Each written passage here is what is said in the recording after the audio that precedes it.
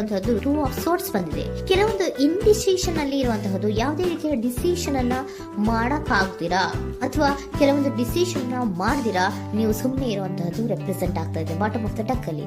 ನಿಮ್ಮ love life ನ ವಿಚಾರದಲ್ಲಿ ರೀಸೆಂಟ್ ಪಾಸ್ಟ್ ನಲ್ಲಿ ಕೆಲವೊಂದು ರೀತಿಯ ಎಂಡಿಂಗ್ ಗಳಾಗಿರುವಂತಹದ್ದು, ಲವ್ ಲೈಫ್ ನ ವಿಚಾರದಲ್ಲಿ ಕೆಲವೊಂದು ರೀತಿಯ ಡಿಸ್ಟರ್ಬೆನ್ಸ್ ಗಳಾಗಿರುವಂತಹದ್ದು, ಅವ್ಯವಸ್ಥೆಗಳಾಗಿರುವಂತಹದ್ದು, ಸಮಾಧಾನ ಇಲ್ಲದೆ ಇರುವಂತಹದ್ದು ರೆಪ್ರೆಸೆಂಟ್ ಆಗ್ತಾ ಇದೆ. ಯಾಕೆ ಅಂದ್ರೆ ಲವ್ ಲೈಫ್ ನ ವಿಚಾರದಲ್ಲಿ ಯಾವುದೇ ರೀತಿಯ ಪಾಸಿಟಿವ್ ಬದಲಾವಣೆಗಳಾಗುತ್ತಾ ಅನ್ನುವಂತಹದ್ದು ನೀವು ಪಾಸ್ಟ್ ನಲ್ಲಿ ನೀವು ನಿಮ್ಮ ಲವ್ ಲೈಫ್ ನಲ್ಲಿ ನೀವು ಆಲೋಚನೆಯನ್ನ ಮಾಡಿದ್ದೀರಿ. ಕೆಲವೊಂದು ಬದಲಾವಣೆಗಳಾಗುವಂತ ಸಾಧ್ಯತೆಗಳಿದೆಯಾ ಅಂತ. ಆದ್ರೆ ಎಂಡಿಂಗ್ ಗಳಾಗಿರುವಂತಹದ್ದು ಯಾವುದೇ ರೀತಿಯ ಸರಿ ಹೋಗ್ತಿಲ್ದೇ ಇರುವಂತಹದ್ದು ರೆಪ್ರೆಸೆಂಟ್ ಆಗ್ತಾ ಇದೆ. ತುಂಬಾ ಆಲೋಚನೆಯನ್ನ ಮಾಡಿರುವಂತಹದ್ದು ನಿಮ್ಮ ಲವ್ ಲೈಫಿನ ವಿಚಾರವಾಗಿ ನಿದ್ರಾಹೀನತೆಗಳಾಗಿದೆ. ಕೆಲವೊಂದು ರೀತಿಯ ಸ್ಟ್ರೆಸ್ಸಿಗೆ ಒಳಗಾಗಿರುವಂತಹದ್ದು ನಿಮ್ಮ ರೀಸೆಂಟ್ ಪಾಸ್ಟಿನಲ್ಲಿ ನಡೆದಿರುವಂತಹದ್ದು. ಲವ್ ಲೈಫಿನ ವಿಚಾರವಾಗಿ ಯಾವುದೇ ರೀತಿಯ ಅಂತ ಸಮಾಧಾನದ ಏನು ನಿಮ್ಗೆ ನಡೆದಿಲ್ಲ. ಆ ಕಾರಣಕ್ಕೇನೆ ನಿಮ್ಗೆ ಕೆಲವೊಂದು ವಿಚಾರಗಳನ್ನ ಡಿಸಿಷನ್ ತಗೊಳ್ಳುವಂತಹದ್ದು, ಡಿಸೈಡ್ ಅನ್ನ ಮಾಡುವಂತಹದ್ದು ನಿಮ್ಗೆ ಕಷ್ಟ ಆಗ್ತಾ ಇರೋದು. ನೀವು ಪ್ರೆಸೆಂಟ್ ಸಿಚುಯೇಷನ್ ಅಲ್ಲಿ ಬರುವಂತಹ ಆಫರ್ಗಳನ್ನ ನೀವು ಏನ್ ಮಾಡ್ತಾ ಇದ್ದೀರಾ ಅಂದ್ರೆ ರಿಜೆಕ್ಟ್ ಮಾಡ್ತಾ ಇದ್ದೀರಾ ಅಥವಾ ಮಿಸ್ ಮಾಡ್ಕೋತಾ ಇದ್ದೀರಾ. ಕೆಲವೊಂದು ಆಪರ್ಚುನಿಟೀಸ್ ಗಳು ಬಂದ್ರೂ ಕೂಡ ಅದರ ಬಗ್ಗೆ ನೀವು ಕರೆಕ್ಟ್ ಆಗಿ ಗಮನವನ್ನ ಕೊಡ್ತಾ ಇಲ್ಲ. ಯಾಕೆ ಕೊಡ್ತಾ ಇಲ್ಲ? ನಿಮ್ಗೆ ಗೊತ್ತಾಗ್ತಿಲ್ಲ ಏನ್ ಮಾಡ್ಬೇಕು.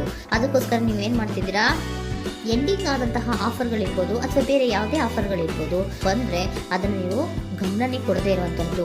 ಯಾವುದೋ ಕೆಲವು ವಿಚಾರ ನಿಮ್ಮ ಲವ್ ಲೈಫ್ ನ ವಿಚಾರವಾಗಿ ಕೆಲವೊಂದು ರೀತಿಯ ಮತ್ತಷ್ಟು ಮುಟ್ಟೋದು ಅಂದ್ರೆ ರಿವ್ಯಾಲ್ಯೂಯೇಷನ್ ಅನ್ನ ಮಾಡ್ತಾ ಇರುವಂತದ್ದು ರೆಪ್ರೆಸೆಂಟ್ ಆಗ್ತಾ ಇದೆ. ಪ್ರೆಸೆಂಟ್ ಅಲ್ಲಿ ನಾನು ಯಾವುದೇ ಆಫರ್ ಅನ್ನ ತಗೊಳ್ಳುವಂತ ಸ್ಥಿತಿಯಲ್ಲಿ ಇಲ್ಲ ಅನ್ನುವಂತ ರೀತಿಯಲ್ಲಿ ನೀವು ಆಫರ್ಗಳನ್ನ ಮಿಸ್ ಮಾಡ್ಕೊಳ್ಳುವಂತದ್ದು ಅಥವಾ ರಿಜೆಕ್ಟ್ ಮಾಡುವಂತದ್ದು ರೆಪ್ರೆಸೆಂಟ್ ಆಗ್ತಾ ಇದೆ. ನೆಕ್ಸ್ಟ್ ಕಾರ್ಡ್ ಬಂದಿರುವಂತಹದ್ದೇನು, ಪ್ರೆಸೆಂಟ್ ನಲ್ಲಿ ಪೇಜ್ ಆಫ್ ಸೋರ್ಟ್ಸ್ ಬಂದಿದೆ. ಯಾವುದೋ ಒಂದು ನಿಮ್ಮ ಲವ್ ಲೈಫ್ ನ ವಿಚಾರವಾಗಿ ಬಹಳಷ್ಟು ಕ್ಯೂರಿಯಾಸಿಟಿಯಿಂದ ಏನೋ ವಿಚಾರವನ್ನ ತಿಳ್ಕೊತಾ ಇದ್ದೀರಾ, ಬಹಳಷ್ಟು ಕ್ಯೂರಿಯಾಸಿಟಿಯಿಂದ ತಿಳ್ಕೊತಾ ಇದ್ದೀರಾ ಏನಾಗ್ತಾ ಇದೆ, ಹೇಗಾಗ್ತಾ ಇದೆ ಅಂತ. ತುಂಬಾನೇ ನೀವು ಕೆಲವೊಬ್ರು ಲವ್ ಲೈಫ್ ನ ವಿಚಾರದಲ್ಲಿ ತುಂಬಾನೇ ಮಾತು ಕೂಡ ಆಡ್ತಾ ಇರುವಂತಹದ್ದು ರೆಪ್ರೆಸೆಂಟ್ ಆಗ್ತಾ ಇದೆ. ಏನಾಗ್ತಾ ಇದೆ, ಹೇಗಾಗ್ತಾ ಇದೆ, ಈ ಗಲಿಬಿಲಿಗಳು, ಡಿಸ್ಟ್ರಾಕ್ಷನ್ಸ್ ಗಳು ಅಥವಾ ಡಿಸಿಷನ್ಸ್ ನ ಮಾಡಕ್ಕಾಗದೆ ಏನಕ್ಕೆ ಒದ್ದಾಡ್ತಿದೀವಿ ಅನ್ನೋದ್ರ ಬಗ್ಗೆ ಕೂಡ ನೀವು ಕೆಲವೊಂದು ರೀತಿಯ ಮಾತಾಡ್ತಾ ಇರುವಂತಹದ್ದು ರೆಪ್ರೆಸೆಂಟ್ ಆಗ್ತಾ ಇದೆ. ಯಾವಾಗ ಕೆಲವೊಂದು ವಿಚಾರಗಳಲ್ಲಿ ನೀವು ಮಾತಾಡಿ ಕ್ಲಿಯರ್ ಅನ್ನ ಮಾಡ್ಕೊತಿರೋ ಆಗ ನೀವು ಕೆಲವೊಂದು ರೀತಿಯ ಆಕ್ಷನ್ಸ್ ಗಳನ್ನ ತಗೋಬೇಕು ಅನ್ನೋಂಥ ನಿರ್ಧಾರವನ್ನ ಮಾಡಿರುವಂತದ್ದು. ಆಫರ್ಗಳು ಬದಲು ಕೂಡ ರೆಫ್ಯೂಸ್ ಮಾಡ್ತೀರಾ. ಆದ್ರೆ ಏನೀಗ ಹಿಂದೆ ಫಾಸ್ಟ್ ನಲ್ಲಿ ನಡೆದಿತ್ತೋ ಅದು ಯಾಕಾಯ್ತು, ಏನಕ್ಕಂಗಾಯ್ತು ಅನ್ನೋದ್ರ ಬಗ್ಗೆ ಕೂಡ ನೀವು ಮಾತಾಡುವಂತ ಸಾಧ್ಯತೆಗಳು ರೆಪ್ರೆಸೆಂಟ್ ಆಗ್ತಾ ಇದೆ ಪ್ರೆಸೆಂಟಿನಲ್ಲಿ. ಆಮೇಲೆ ನೀವು ಮಾತಾಡಿದ ಮೇಲೆ ಕೆಲವೊಂದು ರೀತಿಯ ನಿರ್ಧಾರಗಳನ್ನ ಮಾಡುವಂತಹದ್ದು. ನೈಟ್ ಆಫ್ ವೈಟ್ಸ್ ಬಂದಿದೆ. ಸೊ ಆವಾಗ ನೀವು ನಿಮ್ಮ ಕೆಲವೊಂದು ವಿಚಾರಗಳಲ್ಲಿ ಕ್ಲಾರಿಟಿಗೆ ಬಂದ ಮೇಲೆ ನಿಮ್ಮ ಲವ್ ಲೈಫಿನ ವಿಚಾರದಲ್ಲಿ ಕೆಲವೊಂದು ಆಕ್ಷನ್ ಗಳನ್ನ ತಗೊಳ್ಳುವಂತಹದ್ದು ರೆಪ್ರೆಸೆಂಟ್ ಆಗ್ತಾ ಇದೆ. ಹಾಗೆ ಏನ್ ಆಕ್ಷನ್ಸ್ ಗಳನ್ನ ತಗೋತೀರಾ? ಈಗ ಕೆಲವೊಂದು ರೀತಿಯ ಆಫರ್ಗಳನ್ನ ನೀವು ಬಂದಂತಹ ಆಫರ್ಗಳನ್ನ ನೀವು ಏನ್ ಮಾಡಿದ್ದೀರಾ, ರೆಫ್ಯೂಸ್ ಅನ್ನ ಪ್ರೆಸೆಂಟ್ ಅಲ್ಲಿ ಮಾಡಿದ್ದೀರಾ. ಈಗಲೂ ಕೂಡ ನೀವು ಬಂದಂತಹ ಆಫರ್ ಅನ್ನ ನೀವೇನ್ ಮಾಡ್ತೀರಾ, ರೆಫ್ಯೂಸ್ ಅನ್ನ ಮಾಡ್ತೀರಾ ಅಥವಾ ರಿಜೆಕ್ಟ್ ಅನ್ನ ಮಾಡ್ತೀರಾ. ಯಾಕೆ?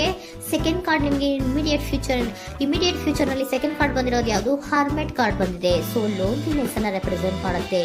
ಯಾಕೆ ಲೋನ್ಲಿನೆಸ್ ಅನ್ನ ರೆಪ್ರೆಸೆಂಟ್ ಮಾಡುತ್ತೆ? ಬೇಡಪ್ಪ, ಈ ಜಗ್ಲಿಂಗ್ಗಳೇ ಬೇಡ. ತುಂಬಾ ಜಗ್ಲಿಂಗ್ ಇದೆ ನಿಮ್ಮ ಲವ್ ಲೈಫ್ ವಿಚಾರದಲ್ಲಿ. ಕೆಲವೊಬ್ಬರಿಗೆ ತುಂಬಾ ಜಗ್ಲಿಂಗ್ ಇದೆ. ಯಾವಾಗ್ಲೂ ಬ್ಯಾಲೆನ್ಸ್ ನ ಮಾಡ್ತಾ ಇರ್ಬೇಕು. ಈ ಕಡೆಗೆ ಹೇಳಿದ್ರೆ ಆ ಕಡೆಗೆ ಹೋಗುತ್ತೆ, ಆ ಕಡೆಗೆ ಹೇಳಿದ್ರೆ ಈ ಕಡೆಗೆ ಬರುತ್ತೆ.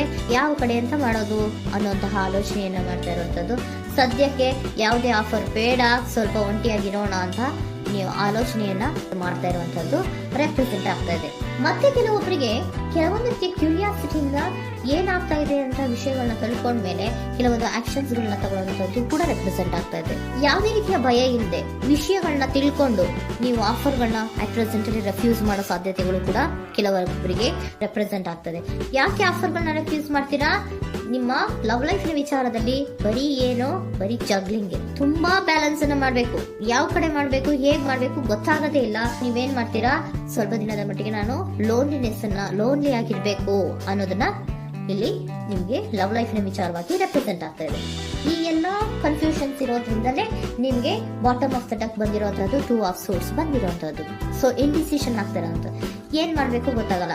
ಅದಕ್ಕೆ ನೀವು ಇಲ್ಲಿ ಕುತ್ಕೊಂಡ್ಬಿಟ್ಟಿದ್ದೀರಾ, ನನ್ನ ಲವ್ ಲೈಫ್ ನ ವಿಚಾರವಾಗಿ ಯಾವ ನಿರ್ಧಾರವನ್ನ ಮಾಡಬೇಕು ಅನ್ನುವಂತಹ ಆಲೋಚನೆಯನ್ನ ಮಾಡ್ತಾ ಇರುವಂತದ್ದು, ಹಾಗೇನೆ ಮಾಡುವಂತದ್ದು ನಿಮ್ಗೆ ರೆಪ್ರೆಸೆಂಟ್ ಆಗ್ತಾ ಇರೋದು. ಕೆಲವೊಬ್ರು ರೆಫ್ಯೂಸ್ ಅನ್ನ ಮಾಡಿ ಮುಂದೆ ಹೋಗುವಂತ ಸಾಧ್ಯತೆಗಳು ಇರುವಂತದ್ದು, ಮತ್ತೆ ಕೆಲವೊಬ್ರು ಆಫರ್ಗಳನ್ನ ಬರುವಂತದನ್ನ ಬ್ಯಾಲೆನ್ಸ್ ಅನ್ನ ಮಾಡಬೇಕು, ಜಗ್ಲಿಂಗ್ ಅನ್ನ ಮಾಡಬೇಕು, ಸದ್ಯದ ಮಟ್ಟಿಗೆ ಒಂಟಿಯಾಗಿ ಇರೋಣ ಅಂತ ಆಲೋಚನೆಯನ್ನ ಮಾಡ್ತಾ ಇರುವಂತದ್ದು ರೆಪ್ರೆಸೆಂಟ್ ಆಗ್ತಾ ಇದೆ. ನಿಮಗೆ ಏಂಜಲ್ ಗೈಡೆನ್ಸ್ ಏನ್ ಕೊಡ್ತಾ ಇದ್ದಾರೆ, ಡೋಂಟ್ ಸ್ಟಾಪ್. ಇಲ್ಲಿ ಡೋಂಟ್ ಸ್ಟಾಪ್ ನ ಅರ್ಥ ಏನಪ್ಪಾ ಅಂದ್ರೆ, ಯಾವ ಕೆಲವು ವಿಚಾರಗಳ ಬಗ್ಗೆ ಕ್ಲಾರಿಟಿ ಬೇಕು ನಿಮ್ಗೆ, ಯಾವ ವಿಚಾರಗಳಲ್ಲಿ ನಿಮ್ ಕನ್ಫ್ಯೂಷನ್ಸ್ ಅಲ್ಲಿ ಒದ್ದಾಡ್ತಾ ಇದ್ದೀರಾ, ಏನ್ ಕ್ಲಾರಿಟಿ ಬೇಕೋ ಅದನ್ನ ಧೈರ್ಯವಾಗಿ ಮುಂದೆ ಬಂದು ಅದನ್ನ ಕ್ಲಾರಿಟಿಯನ್ನ ತಗೊಂಡು ಮುಂದೆ ಹೋಗು, ಅಲ್ಲೇ ನಿಂತ್ಕೋಬೇಡ ಅನ್ನುವಂಥದ್ದನ್ನ ನಿಮ್ಗೆ ಹೇಳ್ತಾ ಇದ್ದಾರೆ. ಯಾವ ವಿಚಾರವನ್ನ ನೀವು ಲವ್ ಲೈಫ್ ನ ವಿಚಾರದಲ್ಲಿ ಏನ್ ಈ ಜಗ್ಲಿಂಗ್ಗಳು ಅಥವಾ ಈ ಬ್ಯಾಲೆನ್ಸ್ ಗಳನ್ನ ಮಾಡ್ಕೊಂಡು ಅಥವಾ ಎಳ್ದಾಟಗಳನ್ನ ಮಾಡ್ಕೊಂಡಿದ್ದೀರೋ ಅಲ್ಲಿಗೆ ಕ್ಲಾರಿಟಿಯನ್ನ ತಗೊಳ್ಳಿ, ಧೈರ್ಯವಾಗಿ ಕ್ಲಾರಿಟಿಯನ್ನ ತಗೊಂಡು ನೀವು ಮುಂದೆ ಆಕ್ಷನ್ಸ್ ಅನ್ನು ತಗೊಳ್ಳುವಂತದ್ದು ರೆಪ್ರೆಸೆಂಟ್ ಆಗ್ತಾ ಇದೆ.